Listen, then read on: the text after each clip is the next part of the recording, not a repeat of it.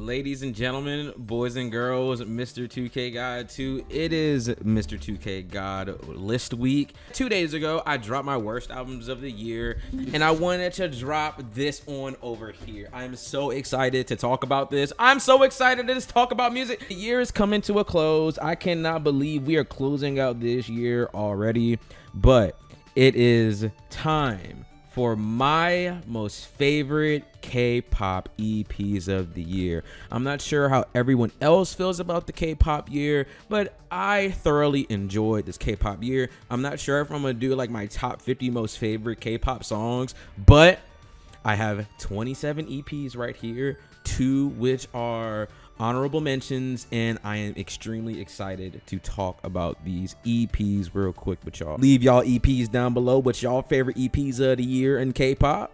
Subscribe, like. Let's get into this shit. Let's start off with the honorable mentions. Number 27, we have Key, Good and Great Heart. Key from Shine, I really enjoyed this. This is a new entry. I didn't really get a lot of plays in on this EP, so I was like, you know what? I do like the sounds of this thing, but I don't think I've listened to it enough for me to put it in a number ranking with my K-pop EP. So I was like, you know what? The EP sounds good. I love it when he does that dance pop, K-pop sound. And I feel like it is a really good EP that you guys should listen to.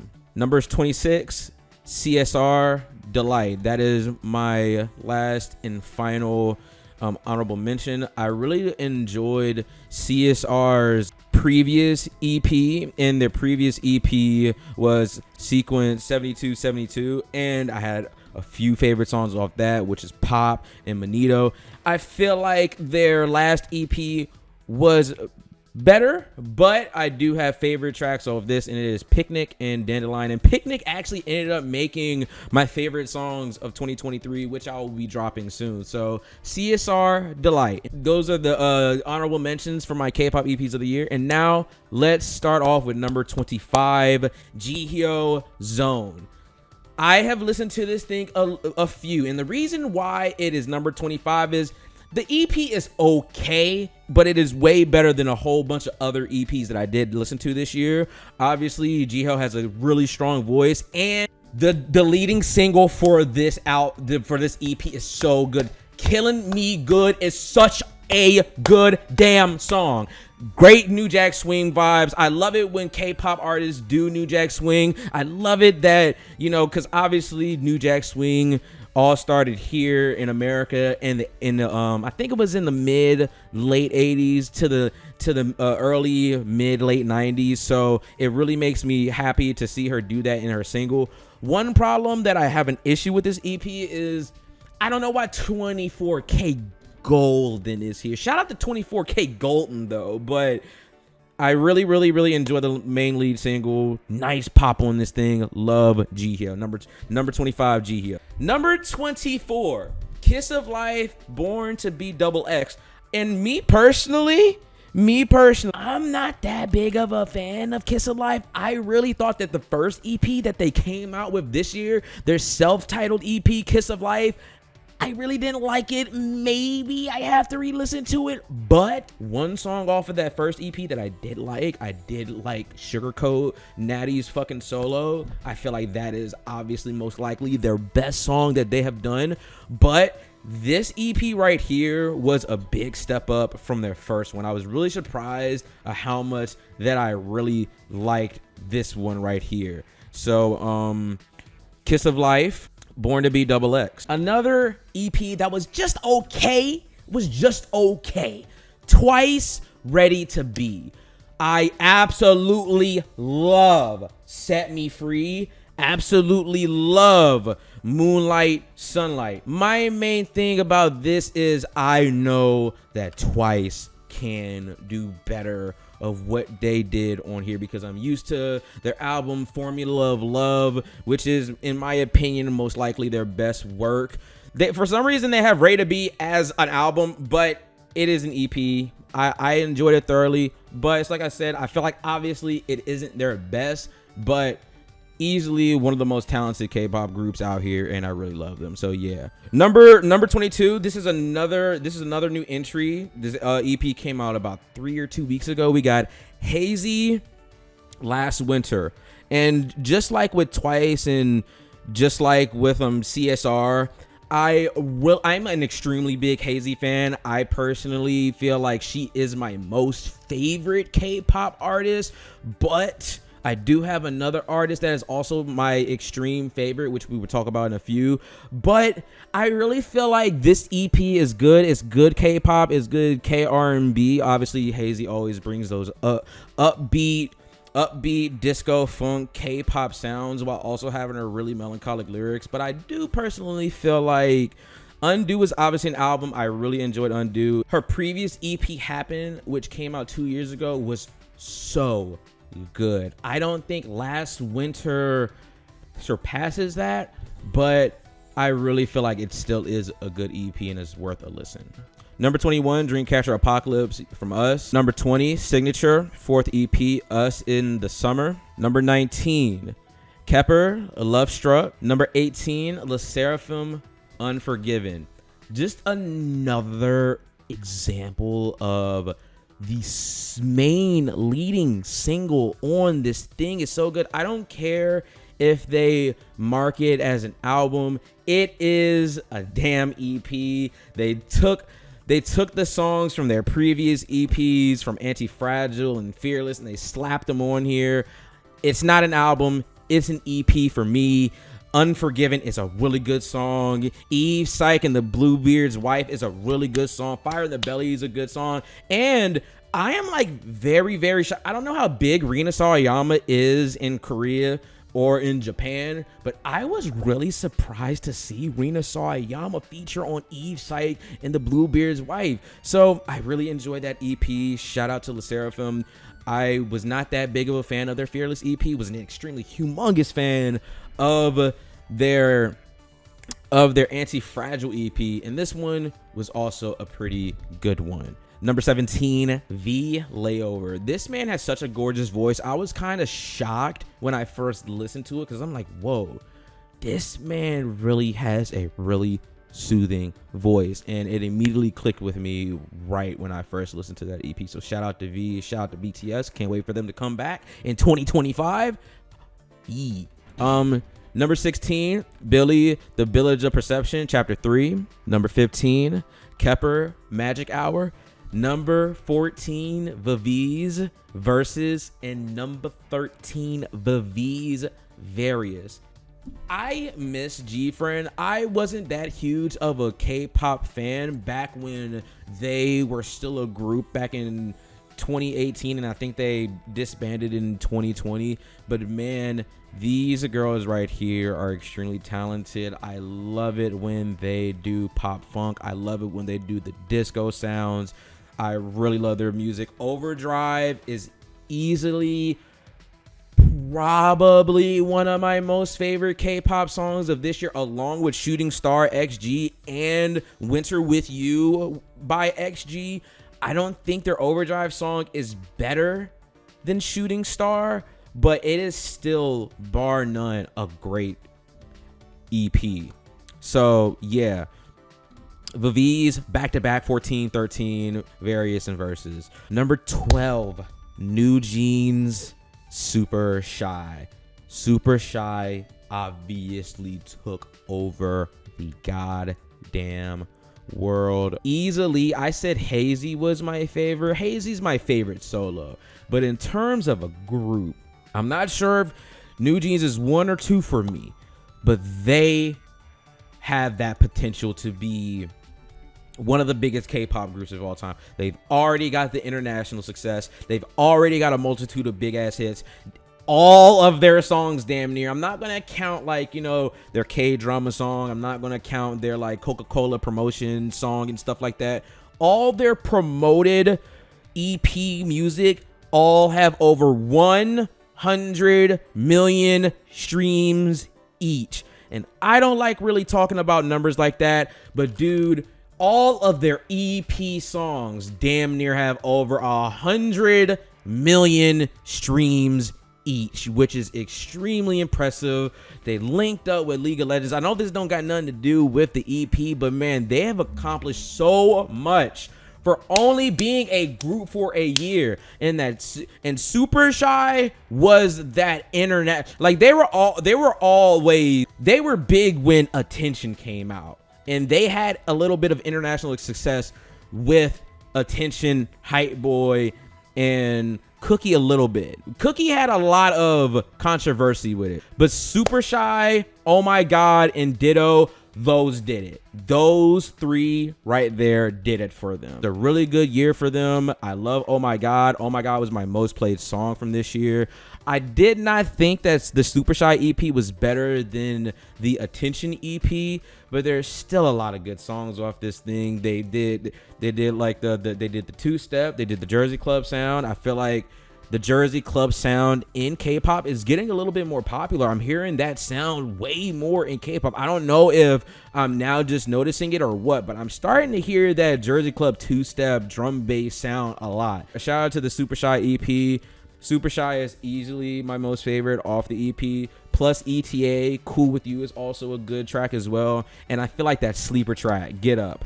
The song is 36 seconds and it has 79 million plays, dude. So I don't know if they need to strap up and release that as a genuine single, but we need Get Up as something. We need that full song. So Get Up, New Jeans. I love these girls. Speaking of what we were just talking about with the Jersey Club sound, this is another new entry. We have The Deep, Messy Room. Once again, I love her vocals. I had never heard of her before I listened to this EP, and right when I heard it, I was like, wait a minute.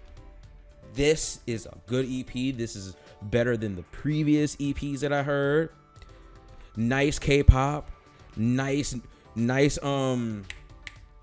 Jersey Club, nice drum bass, just a nice EP. So The Deep, Messy Room. Number 10, Loose Symbol, self-titled Loose Symbol. Let me tell y'all something. Shout out to Luna. Shout out to all the Luna sub units.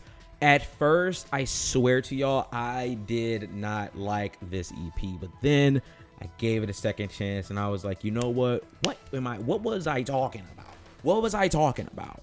That EP is a good one, and we should expect nothing less from Luna. We should expect nothing less from a Luna subunit. So Luna, Loose Symbol self-titled EP number 10. As we were just talking about Luna, we have at number 9 Odd Eye Circle with their return, Odd Eye Circle version up. So glad that they came back this year. I feel like Odd Eye Circle is pretty much that perfect definition of K-pop. They make really good music, so shout out to Odd Eye Circle. Number 8, Triple S Evolution, Diamond, and Triple S Levolution CD. I think that's CD. I really want to talk about Triple S right now, but I'm going to hold it. These women have been doing it this year. They have been doing it. I will continue talking about them in a minute. Number 6, Heejin K. Once again, another Luna member here. Like, these women are just so talented, dude. Number 5, I am so disappointed that this artist has decided to hang it up, but I understand. Put the music down, and the artist wants to focus on their family. This really makes me so emotional. This is easily one of, if not my most favorite K-pop artist of all time, and we have Yukika Time Lapse. And I'm sad that she's retiring, but when someone decides that a certain specific thing just isn't for them anymore, and they want to focus on having a much more normal life, and they want to raise a family and start a family and stuff like that, like, she's literally a married woman, and that's completely understandable. So I wish her the best. She gave us so many good songs in these last 3 years, man. Loving TV World. We got a bunch of great collabs with her and Bronze. Soul Lady is easily some of her best work. Time About is also a great EP. I have that on vinyl. And man, it just makes me really, really, really, really sad that she is retiring. But I am happy that she's going out with this. I'm glad that she did some classic city pop songs from Junko Ohashi and Henri. But man, it stings a little bit still. It still stings a little bit. I'm sad that this wasn't like a full-length album because I feel like she really deserved more. She really deserved a push, man, because she was so talented, bro. But, you know, we also got to understand that she's not the youngest. I think she's 31, 32-ish. So, breaks my heart. But Yukika, time lapse. Number 4, I do not care what the damn thing says at the top. It says this is an album. This is an EP. All it did was add extra damn instrumentals for the shit to be longer. But I love this EP. I at first thought it was going to be number 1, but then I changed my mind. And we have Kim A. Rum Soul Wave. Once again, Kim A. Rum is easily, without question, in my opinion, one of the most underrated and one of the most consistent K-pop artists out there. Does the city pop K-pop sound perfectly. And when I first heard this EP at the beginning of the year, when did this drop? June 27th. When I heard Summer Love, easily one of my most favorite songs of the year in totality, not in just K-pop, but she brings the summer vibes fantastically with each and every single EP that she drops, and she did that perfectly in this one. And the leading single, Summer Love, literally phenomenal, brings the New Jack Swing style, the K-pop sounds, and I am a sucker for New Jack Swing. So if someone ends up doing New Jack Swing in K-pop, you've already got my heart, you know. So shout out Kim A. Rum, Soul Wave, number 4. Number 3, let's introduce our first and only male group here. I was contemplating on putting this at my number 1 spot, but I was like, no, I'm not. I still enjoy this so much. It still holds a lot in my heart. And we have number 4, NCT Dojaejung, Perfume. Easily, and I don't say this about a lot of men groups. Trust and believe me, I do not say this about a lot of men groups. Easily some of the most sexiest K-pop that I've probably heard all year. Perfume is gorgeous. Strawberry Sundae is gorgeous. Can We Go Back is gorgeous. Kiss and Dive, I'm not that too big of a fan of, but dude, Perfume is such a damn banger. And it is, I don't use the word sexy a lot, but damn, bro, that song is the definition of sexy. Shout out to NCT Dojaejung for them only being the only male group on here, because I'm gonna be honest, I don't really like listening to male groups like that. I mainly like listening to women groups and women solo artists. But I don't shun my males, you know. I don't shun my men, you know. Shout out to NCT Dojaejung, number 3. Number 2, this almost had number 1. Almost had number 1, man. aespa, my world. I had a lot of contemplating to do. I had a lot of thinking to do. Easily one of my most favorite EPs from aespa. The drama EP was okay, but dude, they have so many good, like, this is just the example of good K-pop music. Twice is the example of good K-pop music. New Jeans is the example of good K-pop music. Luna is the example of good K-pop music. There's a whole bunch of other artists that are example of good K-pop music, but aespa also is the example of good K-pop music. Literally, this thing from track 1 all the way down to track 6 is so good. I love spicy. I love the salty and the sweet. Dude, this is just a good EP, bro. Number 1. These girls right here are my K-pop artists MVPs. They are the MVPs of my K-pop year. And like I said earlier, I am a sucker for New Jack Swing.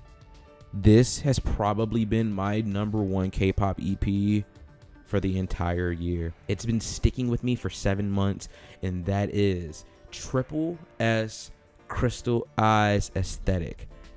When you drop 4 projects in 1 year, I am actually sorry that I didn't add their Assemble EP in this, but I don't think I listened to it enough to add it in here. But I feel like I should honestly put that as an honorable mention, because I did listen to it a little bit, but I didn't listen to it as much as my Crystal Eyes. And I think Crystal Eyes is in fact my most streamed K-pop EP of this year.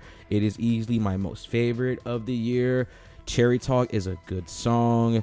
Hide and Seek, I'm pretty sure Hide and Seek is the New Jack Swing song. It is just such a good song, bro. And I am so excited for their future. They're not the biggest, they're not the biggest name group, but damn it, man, I feel like they can make something of their career, especially when you come out with 4 consecutive straight EPs in one singular year, and not one of the EPs are bad. They put something in their music, because their music hits like crack in the 80s, because 4 straight great EPs doesn't make any goddamn sense. They're my K-pop group MVPs of the year. No one else is touching them for the year. I also want to say like a few other K-pop EPs this year that were decent, but not that, they were just decent. The Misamo EP was decent. You have Momo, Sana, and Mina. You can kind of tell, the ones that are the stronger vocalists, such as Nayeon and Jihyo. You could really tell that, they aren't the strongest vocalists in Twice, but still, it was still, a decent K-pop EP. And I feel like that should about do it for my favorite K-pop EPs of the year. I am extremely excited for next year. I cannot wait to see what next year shows. Another album that I wish I would have added, but it is an album. Like, this is actually genuinely an album. If this was labeled as an EP, this would be my favorite K-pop EP of the year, and that is from IZ*9's album Unlock My World. Easily the best K-pop album that has dropped this year, without question. Onu from Shine also came out with an album. I'm not too big of a fan of ballad music, but the man has a nice voice, and I feel like it at least deserves a mention, and I feel like it deserves a listen. Shine also made their return this year with their EP Hard, or it's an album Hard. I still haven't listened to it, but I want to also give them a shout out as well. And I feel like that is about it. I had fun with the year. I cannot wait till next year. Please leave y'all EPs of the year down below. It could just be 5 if y'all want to. It could be just 10. It could be 20. It could be whatever number. How many y'all want to list off? Recommend me some EPs if I haven't listened to it yet, please. I'm always down to learn about new K-pop artists. So hope y'all enjoyed this. Please consider liking the video, please. You know what I'm saying? Like, it was a really good year, man. I love this year. Easily, without question, my most favorite K-pop year. So I'm excited. Let me know y'all favorite K-pop EPs of the year. This be your boy, Mr. 2K God, and I'm out this bitch.